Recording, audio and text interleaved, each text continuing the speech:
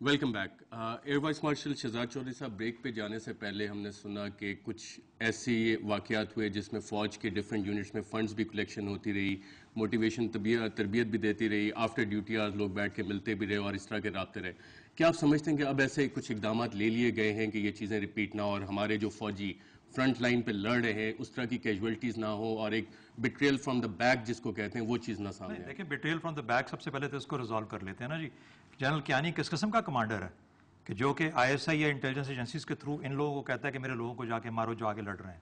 نہیں، I S I کے ذریعے نہیں، عسکریت پسندوں کے رابطے ایک لو لیول پہ بھی ہو سکتے ہیں جس کا کہ اسٹیٹ پالیسی سے تعلق نہ ہو. تو یہ کیا کمانڈرز ہیں ملٹری کے کمانڈرز اس وقت سروسز کے جو کہ اپنے لوگوں کو لڑا بھی رہے ہیں، مروا بھی رہے ہیں اور ساتھ یہ بھی کہہ رہے ہیں انٹیلیجنس ایجنسیز کے تھرو یا باقی گروپس کے تھرو کہ جا کے میرے لوگوں کو مارو. سو لیٹس دس پریمائسز. اس میں مارشل صاحب جو ابھی تک ہمارے سامنے چیزیں آئی ہیں وہ یہ آئی ہیں کہ دیور لیکس ریگولیشن، رولز، مانیٹرنگ، انٹیلیجنس کا فقدان تھا کہ یہ لوگ پکڑے نہیں گئے، اور جب یہ لوگ پکڑے گئے تو ان کے خلاف ایکشن ضرور ہوا. Entirely incorrect. Entirely incorrect. I do not agree with Masood Saab. I don't know, you've taken a piece out of his talk and shown it out of context. تو اس لیے مجھے نہیں پتا کہ انہوں نے کس طرز پہ یہ بات کی ہے.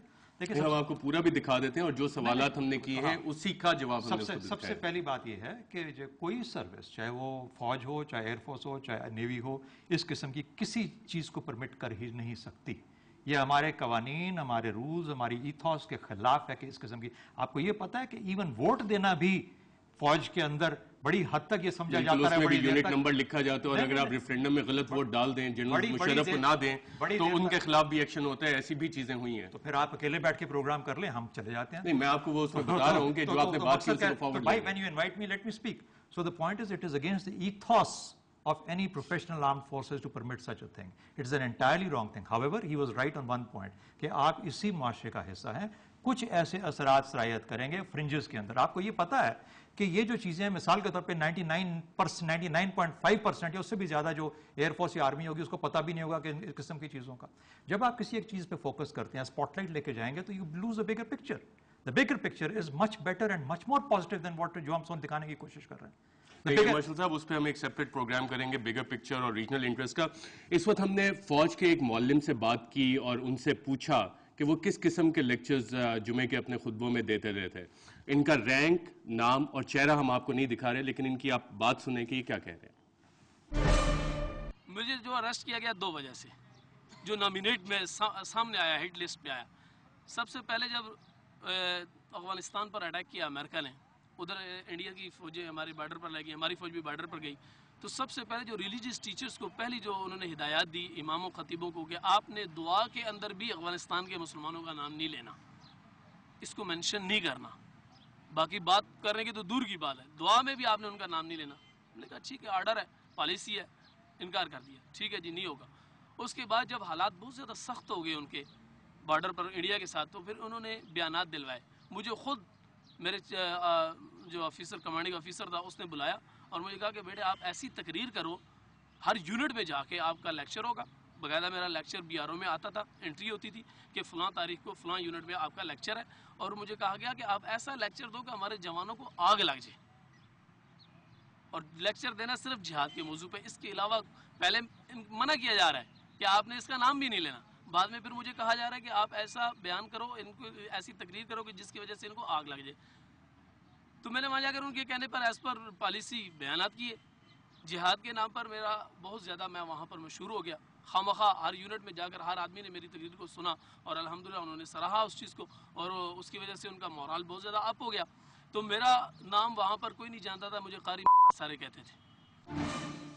یہ ایک فوج کے معلم تھے اور آپ نے ان کی باتیں سنی. ایئر مارشل شہزاد چودھری صاحب، اس طرح کے خطبے ابھی بھی کیا جاری ہیں؟ مجھے نہیں معلوم. زاہد صاحب، آپ کی ایک بڑی ڈیٹیلڈ ریسرچ ہے، کیا اس طرح کے جو جذباتی قسم کے موٹیویشنل ٹیکنیکس ہیں جو فوج میں، جو جیسے ایئر مارشل صاحب نے شروع میں کہا 1948 کی جنگ، 65 کی جنگ، حسین حقانی صاحب کہتے ہیں 71 کی جنگ میں، اس طرح کی موٹیویشنل ٹیکنیکس ابھی بھی استعمال ہو رہی ہیں فوج میں؟ دیکھو ارشد، اس میں دو الگ الگ چیزوں پہ ہم کو تھوڑا سا رکھنا چاہیے.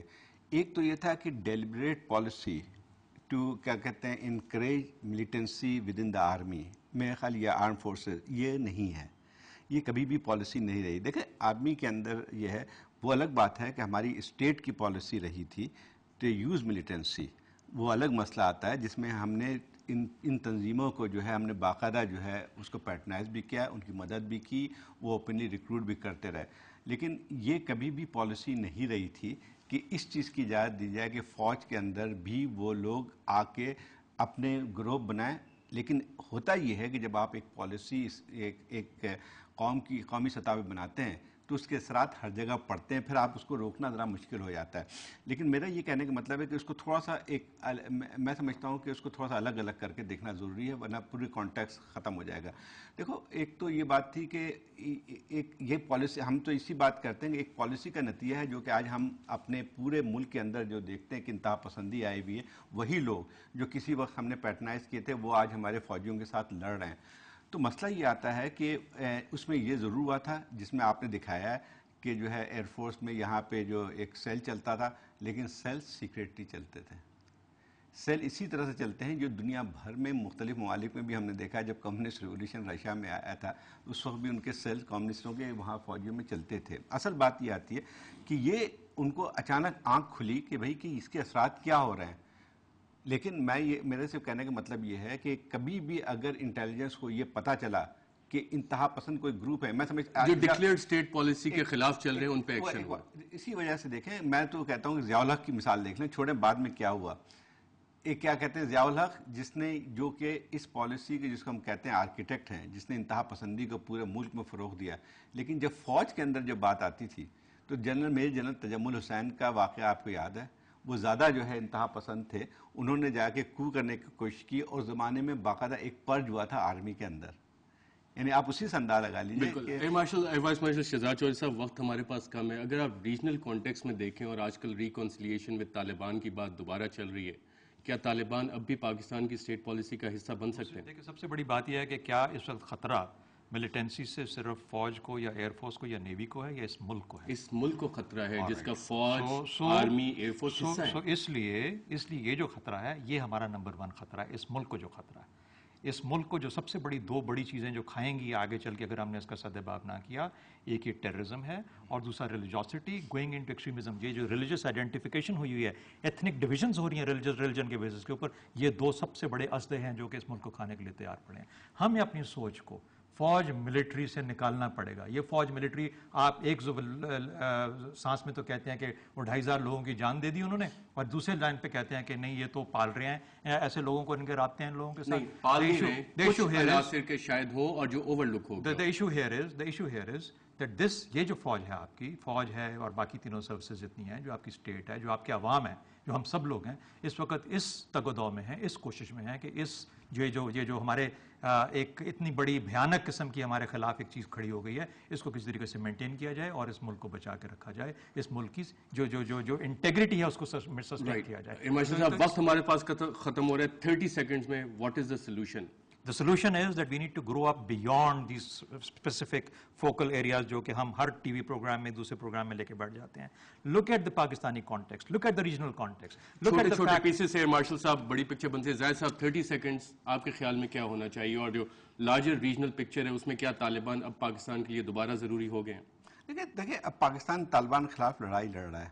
اصل میں سب سے بڑے، آپ نے خود جیسے شروع کے پروگرام میں کہا کہ ہمارے 2,500 جو ہے فوجی جو ہیں وہ شہید ہوئے ہیں اس میں، تو کس کے خلاف جو ہے؟